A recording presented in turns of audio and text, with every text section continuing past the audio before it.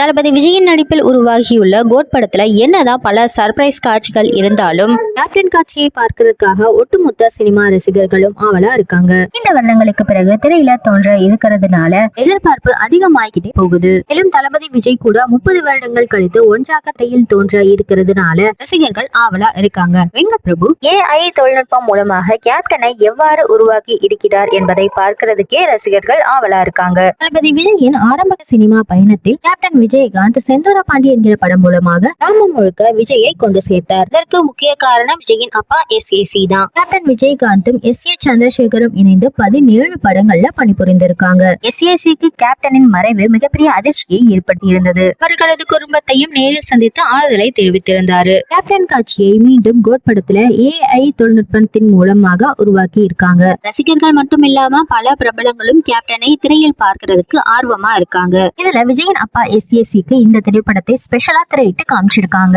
Captain காட்சியை பார்த்ததும் கண் கலங்கி போயிட்டாராம். மேலும் படக்குழுவினரையும் பாராட்டி இருக்காராம். செப்டம்பர் 5ஆம் தேதி கோட் படத்தை பார்க்கிறதுக்கான டிக்கெட் புக்கிங் வேலைகள் விறுவிறுப்பா நடைபெற்று வருது. முதல் ஷோ அத்தனை டிக்கெட்களும் புக் ஆகிவிட்டதாக சொல்லப்படுது. விஜயின் கோட் திரைப்படம் இதுவரை இல்லாத அளவுக்கு வசூல்ல புதிய சாதனை படைக்கும்னு எதிர்பார்க்கப்படுது. மேலும் விஜய் கடைசியாக 2 படங்கள்ல மட்டும் நடிக்க இருக்கிறதுனால படத்திற்கான வரவேற்பு அதிகமாக இருக்குன்னு சொல்லலாம். இந்த படம் மொத்தமாக 1000 கோடி வசூல் செய்யலாம்னு எதிர்பார்க்கப்படுது. கோட் திரைப்படம் 1000 கோடி வசூல் செய்தால் தமிழ் சினிமாவில் முதல் 1000 கோடி வசூலை பெற்ற திரைப்படம்ங்கிற சாதனையை படைக்கும். கோட் திரைப்படத்தின் மூலமாக பல வரலாற்று சாதனைகளை விஜய் படைப்பாருன்னு எதிர்பார்க்கப்படுது. விஜய் ரசிகர்கள் மட்டும் இல்லாம ஒட்டுமொத்த தமிழ் சினிமா ரசிகர்களும் இந்த படத்தை கொண்டாட ஆவலா இருக்காங்க.